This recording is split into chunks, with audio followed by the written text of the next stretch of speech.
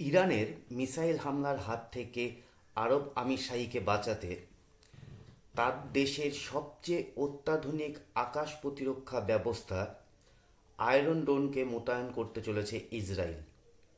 সাম্প্রতিক ইসরায়েল ও আমেরিকার দুই উচ্চ সেনা কর্তার একটি এক্সক্লুসিভ ইন্টারভিউতে এই কথাটি বলা হয়েছে এবং এতে এও বলা হয়েছে যে যেহেতু ইসরায়েল এবং ইরানের যুদ্ধে সবচেয়ে বেশি ক্ষতিগ্রস্ত হয়েছে আরব আমিরশাহী, সেই কারণের জন্যই সেই দেশকে বাঁচানোর জন্য ইসরায়েলের পক্ষ থেকে তাদের এয়ার ডিফেন্স সিস্টেম মোতায়েন করা হচ্ছে। প্রতিবেদন অনুযায়ী জানা গেছে, ইসরায়েলের নিজের দেশের পর এবার বিশ্বের অন্য কোনো দেশে ইসরায়েলের এই ডিফেন্স সিস্টেম মোতায়েন করা হচ্ছে।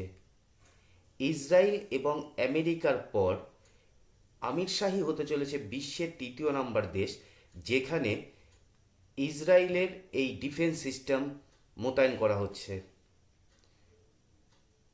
আঠাশে আঠাশে ফেব্রুয়ারি যখন ইরান, ইসরায়েল এবং আমেরিকার মধ্যে যুদ্ধ শুরু হয়, সেই যুদ্ধে সবচেয়ে বেশি আক্রমণ করা হয়েছে আমিরশাহীকে।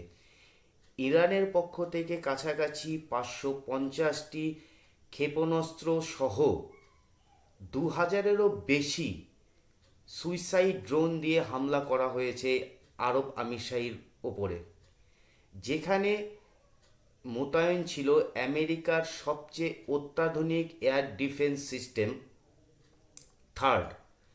কিন্তু ইরানের হামলায় সেই আমেরিকার এয়ার ডিফেন্স সিস্টেম যথেষ্টভাবে ক্ষতিগ্রস্ত হয় এবং সেই জায়গা থেকেই আমিরশাহীকে রক্ষা করবার জন্য ইসরায়েলের পক্ষ থেকে তাদের এই বিশেষ এয়ার ডিফেন্স সিস্টেম বসানো হচ্ছে আরব আমিরশাহীতে।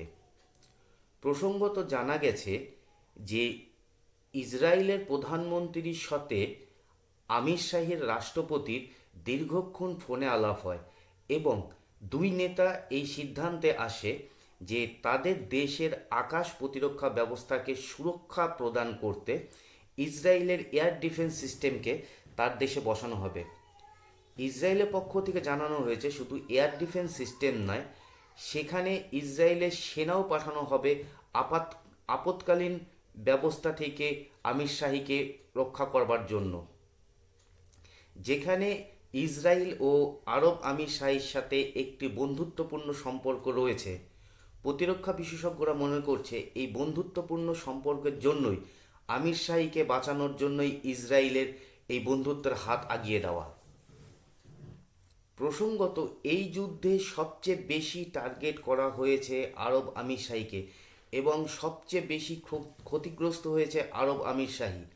সেই কারণের জন্যই এই ডিফেন্স সিস্টেমটিকে আরব আমিরশাহীতে ইনস্টল করা হচ্ছে ইসরায়েলের পক্ষ থেকে। তবে চলুন একটি ছোট্ট করে জেনে নিই যে এই এয়ার ডিফেন্স সিস্টেম ঠিক কাজ করে কিভাবে। এই বিশেষ প্রতিরক্ষা ব্যবস্থা রাফেল অ্যাডভান্স ডিফেন্স সিস্টেম এবং ইসরায়েলের অ্যারোস্পেস ইন্ডাস্ট্রি যৌথভাবে তৈরি করে। এই প্রতিরক্ষা ব্যবস্থা আয়রন ডোমের আশেপাশে সবচেয়ে নিম্নতম 4 কিলোমিটার এবং সর্বোচ্চ 70 কিলোমিটার দূর থেকে আসা শত্রুপক্ষের যে কোনো ক্ষেপণাস্ত্রকে শনাক্ত করতে পারে। সূত্রের খবর, ইসরায়েলি প্রতিরক্ষা বাহিনী এই ক্ষমতা আরও বাড়ানোর চেষ্টা করছে, যা 70 কিলোমিটার থেকে বাড়িয়ে সর্বোচ্চ 250 কিলোমিটার পর্যন্ত হতে চলেছে।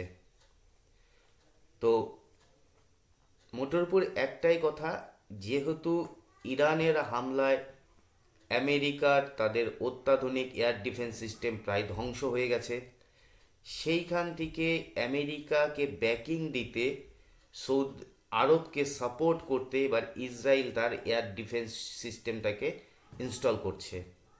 মোটের উপর একটা কথা পরিষ্কার, আমেরিকা স্বীকার করুক চায় না করুক, আজকে কলমে এটা গোটা বিশ্বের সামনে চলে এলো যে আমেরিকার যে তার তথাকথিত সবচেয়ে শক্তিশালী এয়ার ডিফেন্স সিস্টেমকেও ধ্বংস করতে সফল হয়েছে ইরান। আজকের এই প্রতিবেদনটি এখানেই সমাপ্ত হচ্ছে। এই বিষয়টি নিয়ে আপনাদের কি মতামত অবশ্যই কমেন্ট সেকশনে লিখে জানাবেন।